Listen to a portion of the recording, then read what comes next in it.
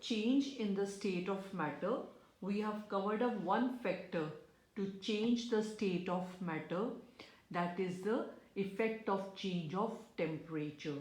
So today we are doing second factor to change the state of matter, that is effect of change of pressure. When we change pressure, how it can change the state of a matter. In gaseous state, the particles of solids are close. In liquid, they are away. In gaseous state, they are far away from each other. That means between these particles, the interparticular space is the big, and attractive forces between these particles, they are negligible. So that is why the gases are highly compressible. The gases are highly compressible because of the large interparticle space. So if we put the pressure on the two sides of these, then what will happen? The particles will come close to each other.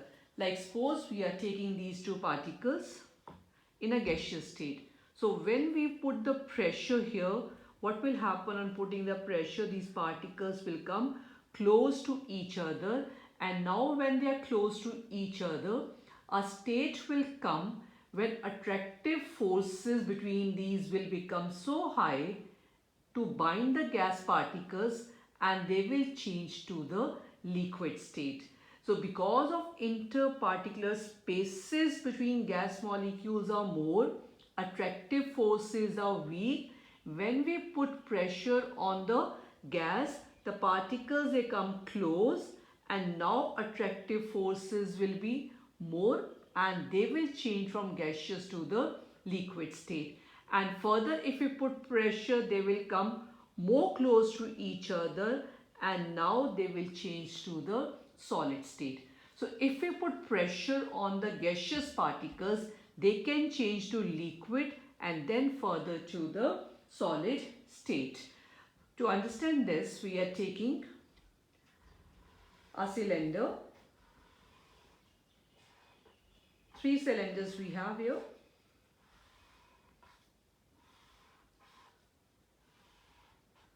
In one we have a gas, then is liquid, and then we have is a solid. So now first when we take a gas particles here, they are away from each other like this. And now we put the pressure on this gas with the help of piston. This is called piston. This is cylinder. And when we put pressure on the gas with the help of this piston, apply pressure on this. We are applying pressure on this. Apply pressure. These gas particles, they come close to each other because interparticular force of attraction between these is negligible and the space between particles is large. On putting the pressure, the particles, they will start coming close to each other. They will be close to each other now like this. So when they are close to each other, from the gaseous state, they will change to which state? They will change to the liquid state. But further, when we apply more pressure onto this, then what will happen? The particles will further move close to each other. These particles will be more close to each other like this. And now more stronger force of attraction is there between these particles, and these will change from liquid to which state? They will change to the solid state. So when we apply pressure to the gaseous state, particles come close and it will change to liquid state. And when further we apply pressure to the liquid state, the particles will be more close to each other, forces of attraction will be high, and now from liquid they will change to which state? They will change to the solid state. So the conclusion we are making from this thing is we can liquefy gas. We can change the gas to the liquid form. How? By applying pressure. When we apply pressure to the gas and by decreasing the temperature. By two factors, we can change the state of matter. Like we can change the gas to liquid form, we can liquefy gas by applying high pressure and by decreasing the temperature. Transition between the three states of matter we can show this way. We are taking three states of matter: gas, solid and liquid we are taking here. Gas, solid and here we have liquid. We can change solid to liquid. Changing of solid to liquid, this process is called melting. But we can change the liquid to the solid also, and we know this is known as freezing process. Now we can change the liquid to a gas, and changing of liquid to gas is known as vaporization. This process is called vaporization. And gas can be changed to liquid. Changing of gas to liquid is known as condensation. This process is called condensation. Now solid can be changed to gas. Changing of solid to gas is called sublimation. And gas is changed to solid. This is also called sublimation.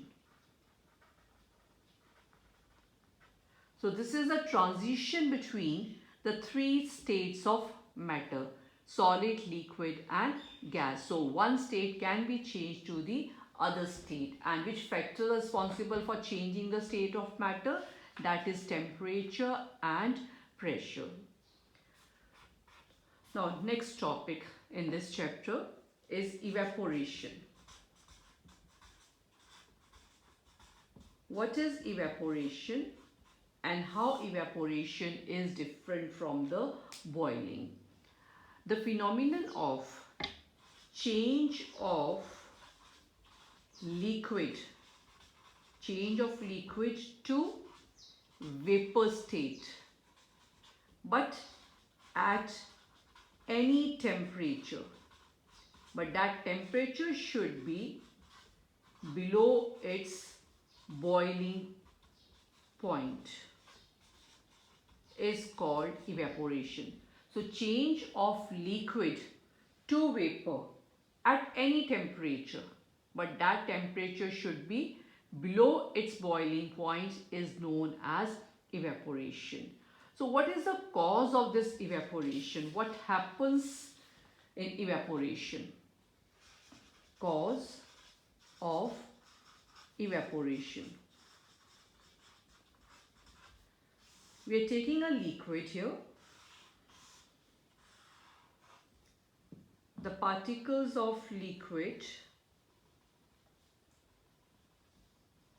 which are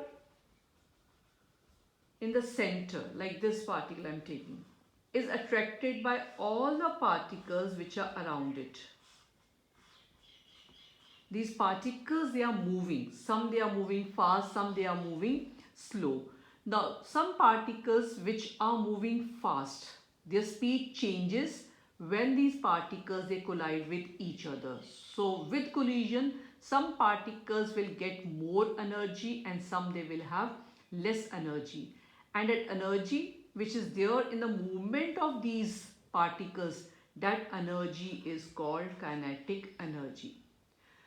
So those particles which will have high kinetic energy and moving fast and reach to the surface of this liquid, They overcome the attractive forces from the neighboring these particles. They can cut off these forces, and when they will be free, they will move out, they will go out. And this phenomenon of these particles to go out from the surface is known as evaporation. Remember, in evaporation, only the particles which are at the surface, they go out. So actually evaporation is a surface phenomenon. So only those particles which can overcome these attractive forces can reach to the surface, they only will move out, and this is known as evaporation. That means from liquid these particles have changed to the vapor state in evaporation. Our next topic is factors affecting evaporation. Which factors they affect this phenomenon? Factors affecting evaporation. First factor that affects evaporation is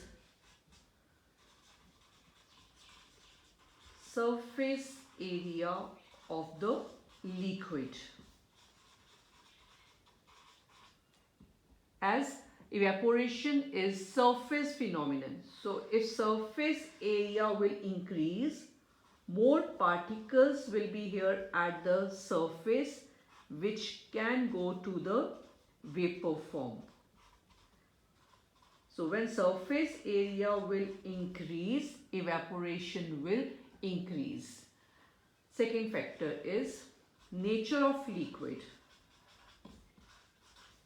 Evaporation also depends on the type of the liquid. Different liquids have different rates of evaporation.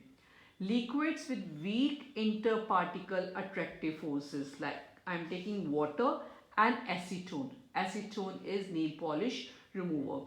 So between the water particles, the forces are strong.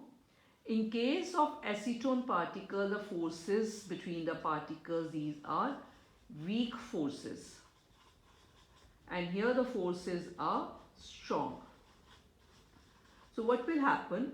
In this case, since the forces between particles are weak, they can easily overcome these forces, can reach to the surface easily, and here only few particles can reach to the surface. Since forces are weak, they can overcome these forces, can reach to the surface and escape into the vapor state. They will escape into the vapor state. So it depends on the nature of liquid, which liquid we are taking. If forces between particles of liquid are strong, then evaporation will be slow. And if the forces are weak between the particles of liquid, then evaporation will be fast. Example, acetone evaporates faster than water. Now, third factor which affects evaporation is the temperature. Third factor is temperature.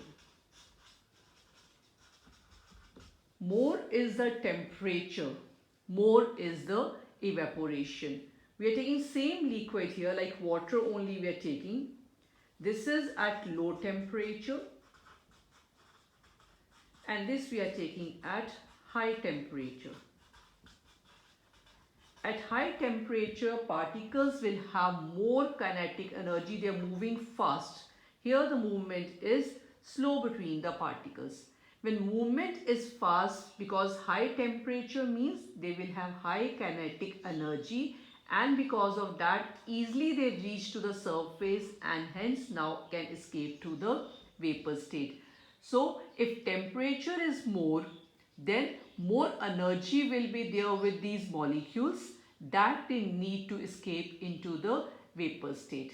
That is why clothes dry faster in summers than in winters. Example is clothes dry faster in summers, because in summers the temperature is high, than in winters. Fourth factor which affects evaporation is humidity. Humidity in the air. Water vapors which are there in air. Water vapors in the air is called humidity. So if more water vapors are there in air, more humidity is there, evaporation will be less. The reason for this thing is, suppose we are taking this liquid. The liquid particles which reach to the surface, they go out and mix with this surrounding air. That is, evaporation takes place. But if in air there is more humidity, more water vapors are there. Let's say these are the air particles. These dotted blacks, these are the air particles. And between air particles there is a space. So these water molecules which are evaporating, they go into these spaces between the water particles. But if water vapors will increase here, they will occupy these spaces between the air particles. Since now spaces will be less because the spaces between air particles are filled up by the water vapors. Since spaces are less, these particles are not getting the space to go out. Very less space is there. So they are not evaporating quickly. So if humidity is more, water vapors are more in air, they will fill up the spaces between air particles. Now if space will get filled up in the air particles, these liquid particles will not have the space to go out, and hence evaporation will decrease. So if humidity is more, then evaporation is less. Example is, clothes do not dry easily in rainy season. In rainy season they are not drying quickly because rate of evaporation is less. This is due to high moisture in the air. This is due to high moisture in the air. Now next factor is the wind speed. Rate of evaporation increases if the air is blowing. If the wind is there, if it is blowing, air is blowing, then rate of evaporation increases because the blowing air takes the water vapor away. Like this is air. When air is blowing, what will happen? It is blowing. That means these particles, they will move away. When they move away, a space will be created here. When space will be created, these particles can easily come into the space. For evaporation, what is required? There should be a space in air. So when wind is moving, this is air. When wind is there, particles will move. When they move, a space will be created here. This air has come to this part, so this one will be empty now, and from the liquid, particles can come into this empty space. So when wind will blow, space will be created and the liquid can easily evaporate. Rate of evaporation increases if the air is blowing, because the blowing air takes the water vapor away and thereby decreasing the amount of water vapors in the surroundings. So more and more number of liquid molecules can evaporate because there will be more space now. These are the factors which affect evaporation. Now next thing is, whenever there is evaporation, evaporation causes cooling effect. How does evaporation causes cooling? Whenever there is evaporation, there is always a cooling effect. So why there is a cooling? Because of evaporation. This liquid, when it is evaporating, what is required for liquid to evaporate to go to the vapor phase? These particles which have to reach to the surface, they need more kinetic energy. So this particle which have reached to the surface has taken the energy from rest of these particles. It will take energy from these particles, and with that energy it will break up the force, can reach to the surface, and now it can come into the vapor state. So the particles which have reached the surface, actually they have taken energy to come to the surface and go to the vapor state. That energy they have taken from rest of the particles which are there.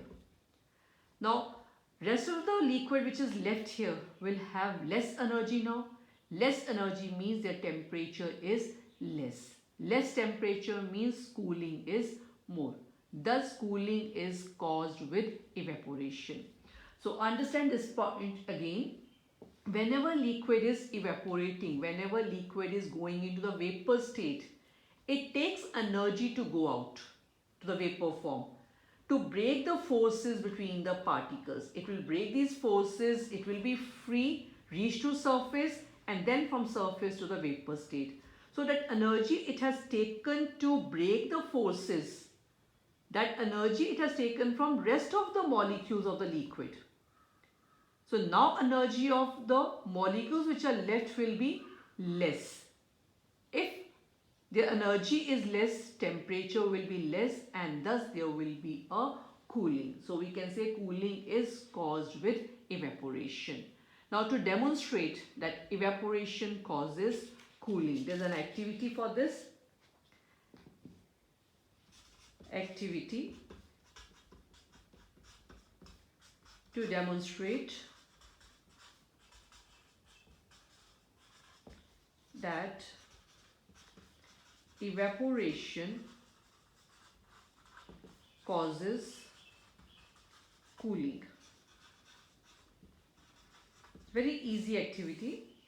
We'll take some acetone. Acetone, like I told you, is nail polish remover. On your palm, you have to take that acetone, few drops here on your palm, and allow the acetone to evaporate. And when it is evaporating, you will feel that the palm is cold. So reason is, when that acetone is evaporating from your palm, it is taking the energy from the palm. From the palm, it will take energy to evaporate. And now the temperature of the palm, because some energy is gone out from the palm, so the temperature of the palm will fall down, and that will give a cooling effect. So as evaporation occurs, high energy particles, they will escape. The liquid left behind will absorb energy from the palm to evaporate. Thus palm is cold. So this is an activity to demonstrate that evaporation causes cooling effect. Now some examples of cooling caused by evaporation from daily life. We are taking some examples from our daily life to explain that cooling is caused by evaporation. First example is, we sprinkle water on the roof or open courtyard, normally in summers. In the evening, in summers, we sprinkle water on the roof or open courtyard. The reason is, on a hot day, people they sprinkle water on the roof of house or open courtyards is when water evaporates. They have sprinkled the water. So water here will evaporate. It will go into the vapor form. And to go into vapor form, it has taken the energy from the roof or from the courtyard. So large amount of heat is absorbed by the water molecules to go into the vapor form, and thus helps the hot surface to become cool. So that roof or that open courtyard temperature will decrease and it will be comfortable to sit. So evaporation of that water is taking the heat from roof or from the courtyard, and thus it becomes cool. Water, next example, kept in an earthen pot. earthen pot is matka, becomes cool during summer. During summers, the water which is in the earthen pots, that is little cold as compared to the water that we take from the tap. The reason is from earthen pot, there's water inside. The water slowly seeps through the pores and it comes outside on the surface. And now from the surface, this water is evaporating. The water which comes to the surface, this water is evaporating. And to evaporate, it has taken the energy from the particles which are inside to go out. That means the energy now of the left liquid inside will be less. So because of that, this liquid now will be at a low temperature. So that is why the water kept in earthen pot gets cooled, because of evaporation of the water which has reached to the surface, outer surface of this earthen pot. This will help in lowering down the temperature inside. So liquid inside will be at low temperature, and that is why the water in the earthen pot gets cooled. This is a second example from a daily life that shows that evaporation leads to cooling effect. Third example is, we are able to sip hot tea faster. But how? From a saucer, plate, rather than from a cup. So when we are in a hurry, we'll prefer to sip the tea from the saucer rather than from a cup. The reason is, in saucer, the surface area is more, while in cup the surface area is less. More is surface area, more particles will reach to the surface and more will be their evaporation. And here less particles will be there on the surface, less will be evaporation. These particles which have reached to the surface, to go to the vapor form, has taken energy from rest of the liquid which is inside. So now temperature of this liquid which is inside is less, because it has given some energy to these particles. So this liquid now will be at a low temperature. Since this liquid is a low temperature, it is easy to sip it. And here the temperature of liquid inside is high, so it is difficult to sip it. So that is why we are able to sip hot tea faster from a saucer rather than from a cup, because here evaporation is more. More is evaporation, more is cooling. One more example. We prefer to wear cotton clothes in summers. Why we prefer to wear cotton clothes in summers? Because cotton absorbs the sweat. So during summers we sweat or we perspire a lot. And when this sweat evaporates from a body, it takes the energy from a body. To evaporate, the sweat is taking the energy from a body and the body, making the body feel cool. And since cotton is a good absorber of water, the sweat will reach to the cotton. From cotton it is evaporating. So since water or the sweat evaporates easily from the cotton clothes, because of that the body temperature will fall down and it is comfortable. That is why we prefer to wear cotton clothes in summers. Because during summers we sweat or we perspire a lot. When this evaporates, heat is taken from the body, making the body to feel cool. And cotton is a good absorber of water. It absorbs the sweat and exposes it to the atmosphere for easy evaporation. Since sweat evaporates easily from the cotton clothes. That is why we prefer to wear cotton clothes in summers. Now next we have a difference between boiling and evaporation.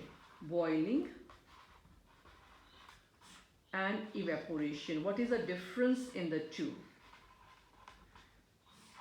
Like we have done, evaporation is surface phenomenon. Evaporation is surface phenomenon. And boiling is bulk phenomenon. Now, what is surface phenomenon and what is bulk phenomenon here? We are taking a liquid in a beaker.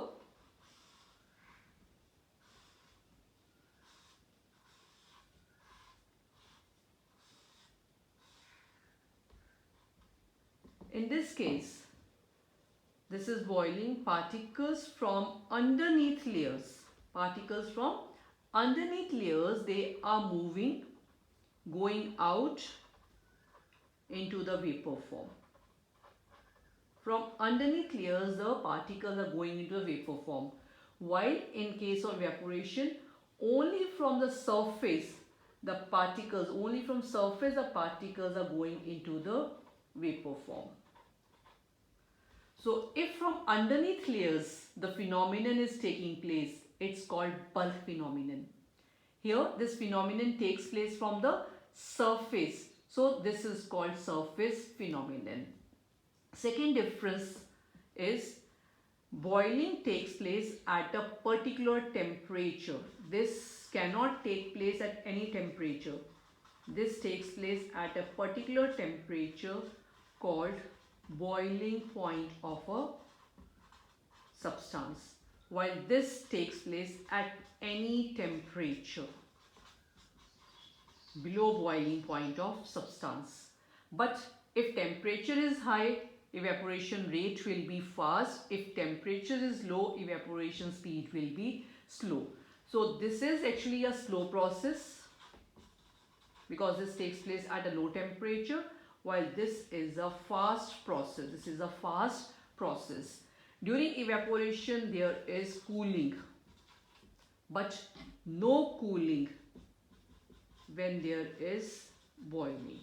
These are the differences between boiling and evaporation. Boiling is bulk phenomenon, while evaporation is surface phenomenon. During evaporation, cooling takes place, while during boiling, no cooling is there. This takes place at a particular temperature called boiling point of substance, while evaporation can take place at any temperature below boiling point of substance. This is a slow process, while this is a fast process. So this is a difference between boiling and evaporation, and with this chapter is also complete. This is all what we have to study in this chapter about the different states of matter and how we can change one state of matter to the another state. Then what is evaporation?